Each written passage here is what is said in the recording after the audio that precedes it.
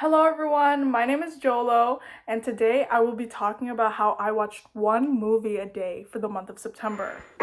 So let's get to it. Yes, it is October 21st at 2:54 p.m., but we're going to do this. One movie a day keeps the doctor away is what I say.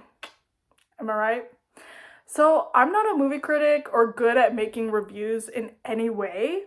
I just really enjoy watching movies. It's kind of like me see movie, me like movie type of thing. So my short reviews are gonna be a mix of new and old movies, critically acclaimed movies, and movies that have been on my watch list for a very long time. There's no specific genre, but I didn't really want to lean towards horror films because your girl is scared, but the first one is a horror film. So, yeah, like as I watched more movies and wrote more reviews, the reviews just became longer and I kind of got more comfortable writing them. I literally went semi-pro. I think I should make my own letterbox account. Comment down below if you want to see my letterboxd. No hate, all love, be a lover, not a fighter, okay? So this is making me accountable for the movies that I always say that I'm gonna watch, but don't. So for day one, I watched Speak No Evil from 2024, and they had so many chances to escape, and the wife had the right idea because she was seeing all the red flags and even warning the husband about them, and then the husband just had like rose-colored glasses on, like for these strangers, and he just frustrated me to no end. Like, he just needed to listen. Always listen to a mother's intuition. Out of context spoiler, Hoppy got them killed. And key takeaway, just drive away. Like, if they got the postcard and just said no, the movie would have been over. Demonstration. Oh, we got this postcard from this family. This random family that we met on vacation. I'm a little bit freaked out, so I don't want to go. Done. The husband was such a scaredy cat, even though he was the one that caused it. I was like... So yeah, I gave it a 7.5 out of 10, which was pretty high, considering, you know. But yeah. Day two. I watched The Bike Riders 2023. It was just Austin Butler mogging for 2 hours. Like, he served face the entire time. But for real, like, the accent work was just incredible. Jodie Comer shines in this film, so I really love that. And the combo of Mike Feist and bikes and cars is always what we need. Always what I need. But it's such a manly man movie. I don't know how else to describe it. Like, it definitely was not catered towards me, for sure. So the ending I found was really sweet though, you know, like, oh, it's like cute. But yeah, 6.8 out of 10. For day three, I watched Pride and Prejudice 2005. This has easily become like one of my favorite films of all time, as it should be. Men, bring back yearning and accountability. Like, can we get some applause up in here? Like, the looks, the glances, yo, ooh, it was so cute. I loved it. And there was this moment in the movie, it was near the end, where Mr. Darcy kind of stands up each time she's in the room, and when she leaves for even a second, he sits back down, and then she comes back in, and then he stands back up. And I know that's like just about manners or whatnot, but it was just so adorable. Yeah, I found that very sweet. And I love a good slow burn romance. Like, yes, queen. For day four, I watched A Real Pain 2024, and it was a very interesting choice to use Chopin's music throughout the movie. Like, it fit with the scenarios, but I loved it. That was brilliant on their end. Kieran does a fantastic job at making the audience feel frustrated at his ill-timed remarks and butting in when he shouldn't. It was overall really well acted and a very, very important storyline to tell, is what I thought. So yeah, 8 out of 10. For day 5, really famous, really well-loved movie. Eternal Sunshine of a Spotless Mind, 2004. I felt that it was subject to change, like my review was subject to change on a second watch. It's a movie that you would need to rewatch to see all the clues that you might not have picked up on at first.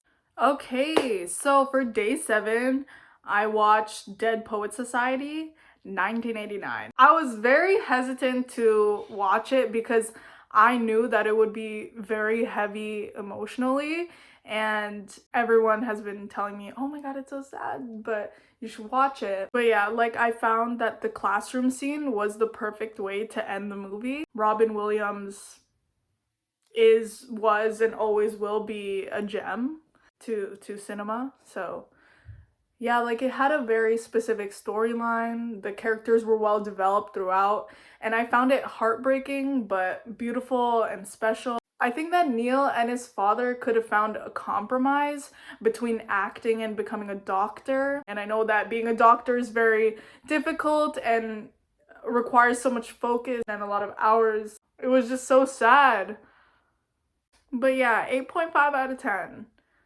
And I feel like I would have given it a way higher rating if people wouldn't have told me, or like I wouldn't have read that it was like very sad and like the ending was very sad, because I have a thing with spoilers. Like I expect that one thing to happen, and then I don't feel as connected to it if I see a spoiler, because I already know something sad is going to happen. So I expect that. So day 8, The Thunderbolts, which is like a different pace from Dead Poet Society, of course.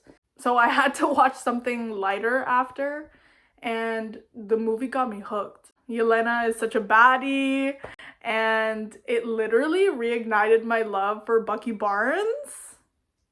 It was such an interesting superhero. Yeah, the story was great. I loved the post-credit scenes. Do I remember what they were? No, but it's what we needed as Marvel fans. Next was Mickey 17. Okay, I literally I couldn't with this. I felt physically sick watching it. Like, for context, I'm a huge rom-com girl. I can't handle anything like creepy and like disgusting. So yeah, I mean, a positive thing about it was that like Robert Pattinson is really good at doing different voices, as we all know from The Boy and the Heron and Batman, but I didn't expect this one. It just got way too weird for me, and gross and sickening is what I wrote. Some of it was not needed. I wanted it to be over in the middle of watching it, and I contemplated not finishing it, but I did. It was just not for me. Day 10 was The Hunger Games, The Ballad of Songbirds and Snakes. Oh, I love this one. And it was a great movie through and through. It kept me on the edge of my seat the entire time, but I was confused about some of Snow's motives. I wrote down like I would fit in with the way their names are. Like there's Coriolanus, Sejanus, like my name is Jolo, so I think I'll be fine there. It was lovely to see like Coriolanus Snow care about the tributes at the beginning, at least, and I cried a little, but maybe a lot. It's tense, and I didn't think it was a boring film at all, contrary to like the majority of reviews about the movie. For a 2.5-hour film, it was perfectly paced. But yeah. Oh, and when you said you can trust me too, I was like, okay. But then that went downhill. I loved the romance well before it reared its head. Snow's downfall, boo, boo. Like, if he was a really good person, that might have been like one of my favorite couples in all of media. For day 11, Death of a Unicorn 2025. I thought it was like very whimsical and trippy. That's for sure, like that's the point. And I was like, of course A24 made this. Like the movie just shows how inherently greedy people are. Interesting premise where karma bites you back really quickly, but I was waiting for something more. The bite of 25. Am I right? Am I right? There was like so much potential and the ending was beautiful, but I kind of like said that the movie was a majestic mess. So for day 12, I watched Priscilla and it was another A24 film. As I mentioned before, what is up with movies being so dark visually that you can barely see what's going on in the scene? But the real issue that I had with the start of the movie is the very unbelievable lip syncing. Like, it's very noticeable, but again, the premise of the movie is not about his singing career at all. Why were the parents so okay with the relationship? I'm like, bro. A very uncomfortable and sad movie. I was just mad at Elvis the entire time and scared for Priscilla. It was a very intriguing movie, but it is slow paced. For day 13, I watched The Other Zoe. So the funniest thing ever happened. I mixed up this movie and Dear Zoe. Dear Zoe is what I wanted to watch for a very long time, and I was so excited that it was on Prime Video, but it wasn't it. I already started it at that point, so I finished it. The first scene, I already knew the vibe of the whole movie. Like, she just turned the other student's presentation into a self-plug. It was like cringy at the start. It was painful for sure, but Drew Starkey carried it. Like, I think the opening scene made me get a bad impression of the movie, but it definitely got better after Zach and Zoe met. So the cuts and editing were a bit off. Like after Zach's sister scared Zoe, it was just weirdly chopped up. Yeah, the script was really off, especially when Zach's dad was talking to Miles. Yeah, Drew is the best part of the movie, and that's all I have to say. Day 14, I watched Megan, and the absurdity levels are just off the charts. It was interesting to put a commercial at the beginning of the movie. I found that to be unique. And I've been putting off watching this movie for a very long time and even debating if I should because all I saw was Megan dancing and I was just like, I don't want to see this. Yeah, it was giving FNAF at the beginning with like the prototype of Megan. Y'all, we have lore about why this isn't a good idea. I didn't expect the singing and I forgot about that. Like she sang Titanium. I was out. I was like, oh, okay. Also, why did they let the doll at the alternative school, like, be there, you know? I was a bit confused. I don't know why, but it felt very short. Like, it went by so quickly, so I was just like, oh, okay. I give it a 7.5 out of 10. Day 15! Oh my gosh, this movie was so good. I watched Palm Springs.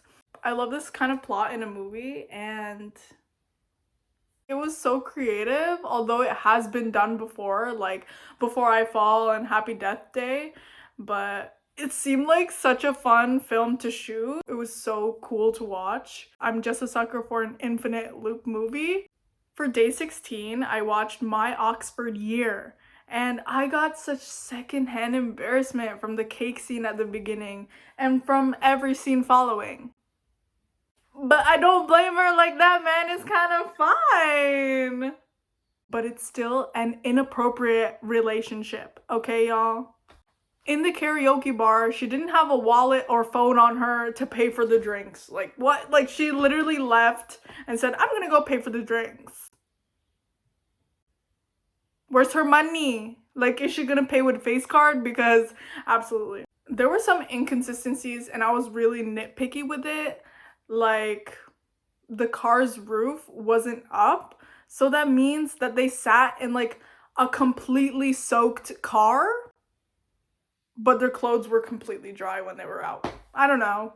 Besides the professor being unethical, okay, the student professor or whatever, Anna did care about Jamie a lot. I mean, whatever.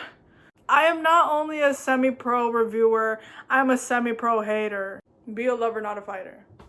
I thought the whole movie was well done overall and evoked the emotions it was supposed to. That ending to Kaleidoscope by Chappell Roan, I was a mess. That should have been illegal. They should have passed a bill about that. Oh! One of my faves. It has become, I can't even, it's inconceivable. The Princess Bride, am I right? This one was recommended to me by Dana. Shout out Dana, who is a fantastic journalist and a great friend of mine. The beginning, already beautiful. Already tears running down my face. I wrote down that I started crying like 7 minutes into the movie.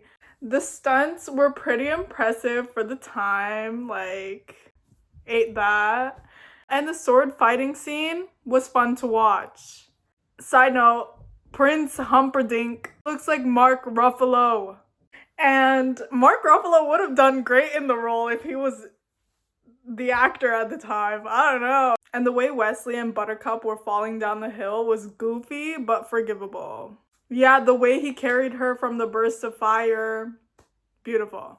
I love that the storyline was presented as a book within a movie, and I love the clever banter between the grandfather and the child. It wasn't intruding, and I found that it was a great balance. The comedy is on point, but some of the parts did feel a bit too dragged on, but like literally not that much. The score was brilliant, and I appreciated the consistencies with the scars. Like the ROUS bite on Wesley's shoulder. Also Wesley. Also Carrie Ellis. For day 18, we have Before Sunrise. Yeah, that movie. It was a case of right person, right time. Also, if that was real life, I would have been scared, but props to her, girl. It's dizzying at the beginning because of the train tracks, and then when they were on the train, the background was distracting, but that's a personal issue. Bro was yapping so much like I am right now, and I was like, get off the train! Like, it's gonna close on you. Their long conversations were captivating, and they have a way of telling stories that make you, as the audience, listen, and I love that. I appreciated that wonderful dialogue. The listening booth scene was so beautiful, and sharing music is an intimate and personal experience, and they captured it perfectly. Also, they missed the cow play, but at least they mentioned it again and grabbed their bags. That's what I like. I love a good recall. I feel like the time went by so fast watching it, but some scenes were like, okay, let's move on. But that's because I'm a semi-pro hater, as I said before. So I gave Before Sunrise an 8 out of 10. For day 19, I watched Swiped, starring Lily James, and it's a commentary on male-dominated fields, which is an important topic, y'all. It was very interesting to know the beginnings of Tinder and Bumble, or at least as far as the movie gave. It was fast-paced, rushed, because at some points I didn't know what was going on, but rooted for Whitney nonetheless. And all my homies hate Justin. Again, semi-pro hater. The middle of the movie post-Tinder was kind of giving cyberbully, but 2025. If you know, you know. I was looking forward to it after it premiered at TIFF. So for day 20, I watched Wonka, 2023, starring Timothée Chalamet. Yeah, another one of his singing movies. It's a gift that keeps on giving. And I was fully expecting this to be cringy. What? I loved it though. I loved it. Like the set, so beautiful. I really like that they showed him being crazy, doing a dance number, imagining people. That, it's like, you know, like, you know when Dora the Explorer, like in the Lost City of Gold, they were like, who is she talking to? She'll grow out of it. Bro was broke and happy at the beginning, and He ate the role up. He's got insane talent and charm. Anyways, it was so fun to watch and definitely better than I thought. They tied all loose ends. I gave it an 8.2 out of 10. So for day 21, I watched an animated film called Ruby Gillman Teenage Kraken. And I think the movie is just missing her origin story. Like, how did everyone react when the whole Gilman family moved in? And on the first day of school, how did she adjust to human life? You know, I was very curious about that. I found the movie to be a bit predictable, but honestly, I wasn't expecting Chelsea to be Narissa. Like, I was expecting her to be like a bad person, a mermaid, but not Narissa. Lowkey, like, they ate with that. And I know it's supposed to be a kids movie, or meant for teenagers, but you know, I got shocked too. Their dance moves were so crazy at the end. I was literally laughing so hard, but guys, that's literally me. Anyways, it was a cute, solid movie geared towards the family. Like, it was okay. It didn't particularly hold my attention the entire time, but it might be because it's not my demographic. Anyways, 6.2 out of 10. So for day 22, I watched When We First Met, and it was a combo of cringy, funny, and weird. I was definitely invested. It had a twist on the premise of Palm Springs and Groundhog Day, and I do enjoy these sorts of movies, but I mean, it was a little bit of a miss. I did like Palm Springs more than I like this movie. At some point, there was a weird drop off in his voice, like someone chopped it weirdly, but that's just me being nitpicky again. I mean, things like that can take away from a movie if you are paying attention to things like that. Like, once you pay attention to ADR, you can never go back. I promise you that. When he was doing an impression of Max, I was laughing so hard. It was just perfect. It was perfect. And I wish that there was more screen time between Carrie and Noah. It was just so much potential wasted. I feel like he could have figured it out in the middle of the movie or like quarter way through, but he kind of found out like 10 minutes before the movie was over. I needed more of that dynamic. The jokes were kind of off. Like, the year was 2018. It didn't land well, which made the rating like lower for me, which comes to a total of 7.2 out of 10. How will you be paying? So for day 23, I watched The Thursday Murder Club. Oh my god, it was so good. It immediately captures your attention, and it had impeccable comedic timing. I loved it. When Ian Bentham said, "You lot are slow," it wasn't even a light chuckle that I let out. I was fully cracking up. Like, it made my day. I really like how they tied up all loose ends. Again, bare minimum. And how the murders connected to each other. Every character had an important role and impact, but they didn't focus much on Ibrahim. I felt like I was there solving the mysteries with them. These types of movies are so good. Yeah, 8.5 out of 10. So for day 24, I watched Moana 2. Another animation. I loved the hair animation, the hairmation, and the skin texture. Like, I appreciated the attention to detail. And her little sister was giving, it's so fluffy. Auli'i's voice is so beautiful, and the singing with everyone on the island at the beginning like healed me. But I found the songs to not be as memorable as the first movie. I was disturbed at the appearance of the halved island. Anyone else? Like, it made me sick. And I was like, this is for kids. Like, well, it looks so gross. I didn't expect them to add in the word fanfic. Like, what? That's so funny. The goop in this movie is repulsive. And the love for Hey Hey was so real. I love chickens for real. Why were most things in the movie just so gross? Like, the monsters, the goop, the acids, like, can we not? Can we not? And the Kakamoras were so adorable. It just didn't stand out to me as much as the first one. 7.8 out of 10. For day 25, I watched Quiz Lady. How have I not watched this before? No, why is no one talking about Quiz Lady? It's just a perfect feel-good movie. I loved it. And spectacular, underrated casting for the younger versions of the characters. Harry Styles mentioned. And the sibling dynamic is so real. I feel like this is a role where Awkwafina doesn't feel like she's playing herself, like she's playing Awkwafina. She did so well in the role. I enjoyed this movie way more than I expected, and I truly recommend it. Like, the ending brought tears to my eyes. It was amazing. I don't know. It was just so good. So 8.8 out of 10. I have a lot to say about the next one. For day 26, I watched Sinners, and I didn't get it as much as like other people do.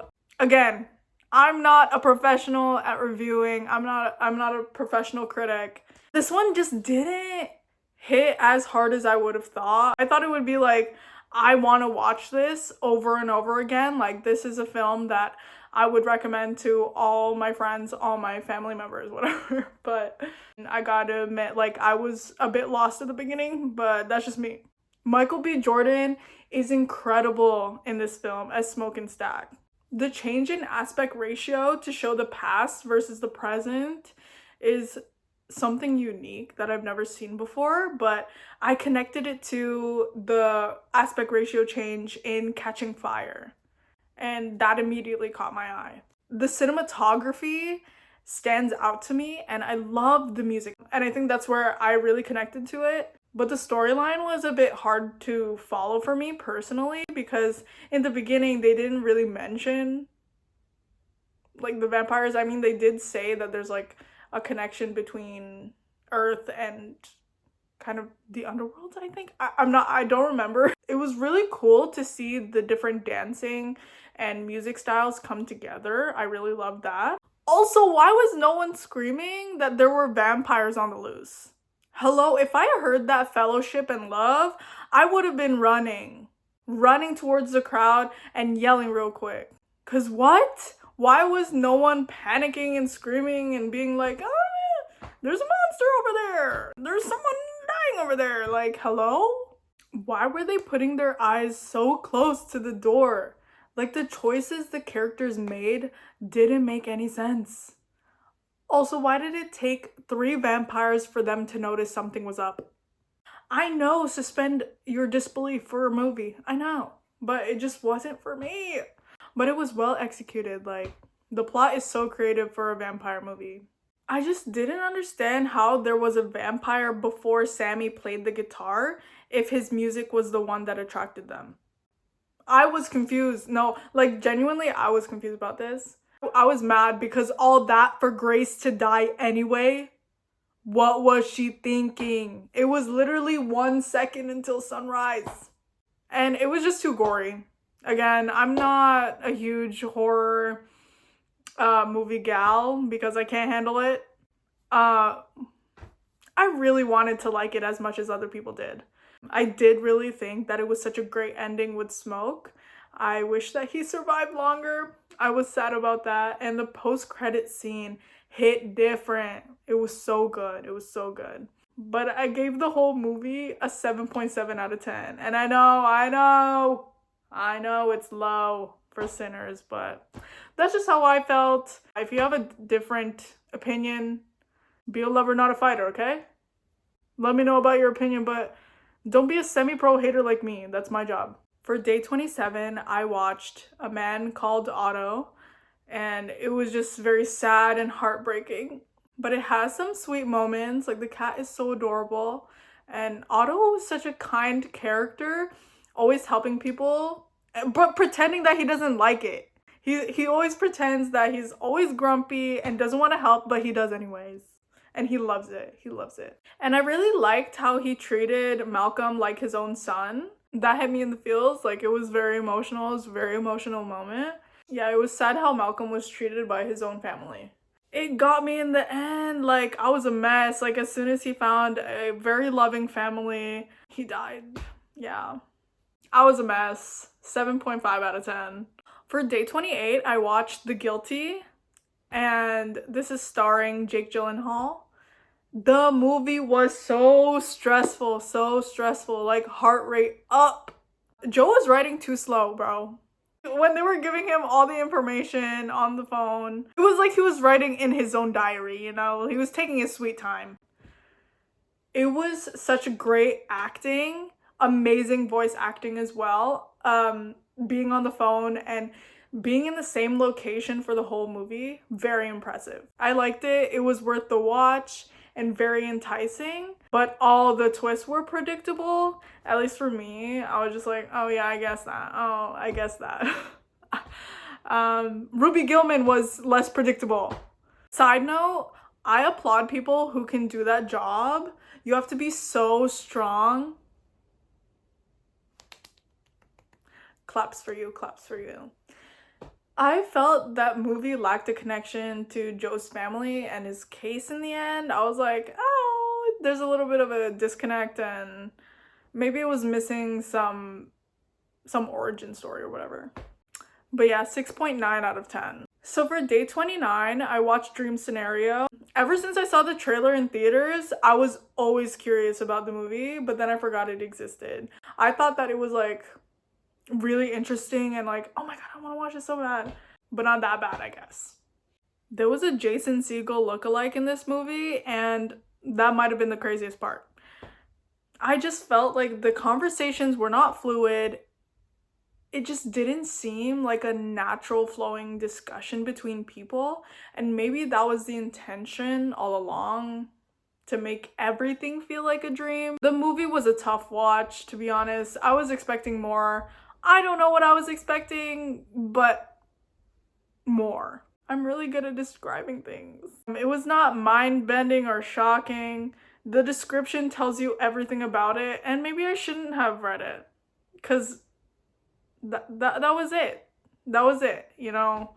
I should really stop reading the synopses, because I was just thinking that there was a twist the whole time. Most of his issues would have been resolved if he was a kind, respectful person, which is in most cases. But this one specifically, like, he was just a bad person. If he was patient, most of these problems wouldn't have happened. Like, but then we wouldn't have a movie. So, yeah, I guess. I forgot about this, but like his shock face is so funny. I don't even want to put it on here, and because I don't want to remember. I mean, I understand the message of it and what it was trying to do, but a 5.8 out of 10. And people really like this one. I don't know. Maybe they had a dream about him. Last but not least, day 30. I watched The Vow. And the couple was adorable. The wedding inside of the museum that they didn't book was the icing on the cake, for real. Like, I loved it. I loved it. Y'all can tell I love rom-coms. I'm a simple gal, I fear. I'm a simple gal. Channing Tatum was so charming in this. How did he maneuver over the chair so effortlessly? I think that was like at the beginning, so make sure you look out for that. It was insane. It was like, yeah, it was very smooth, but that's all I can say about that, because there was like, he would do a hop skip whenever his character leaves or move away from another character, and it was very distracting. And there was like some stiff acting when he was supposed to be angry. I mean, like, forgivable, but I mean, I don't know if his acting style has changed. Let me demonstrate something. I'm done with, hold on, stage facing. I'm done with you, Rachel McAdams. Like, I can't even do it. You have to watch it, and once you notice it, you can't unsee it. Maybe that is a testament towards his good acting, because I can't do the hop skip that he does when he leaves. The ending was beautiful, but I'm so sad that the real Paige never regained her memories. That must be so difficult. Solid rom-com, solid rom-com. 7 out of 10. So we made it to the end. We made it to the end. To wrap up, Pride and Prejudice 2005 got the highest rating, and Dream Scenario got the lowest. But Pride and Prejudice snuck into my top 4 films of all time. So I can't believe that was the end of my movie spree. I absolutely loved it. I love film. I will definitely be doing more movie reviews, but maybe more individually and not rushing through them within a month. I mean, I'm sure many people have watched more than me in a month. I love film. Cinema is truly beautiful and so inspirational. Movies hold such a special place in my heart, and I don't know who I would be without them. I challenge you all to watch a movie today, whether it's out of your comfort zone, something you love, something you rewatch all the time, or something new. I love movies so much, and I hope you all do too. kind of bars. So thank you so much for sticking with me throughout all the reviews. Please let me know what you all thought of the movies, what you agree or disagree with. I would love to know your opinions. Until next time.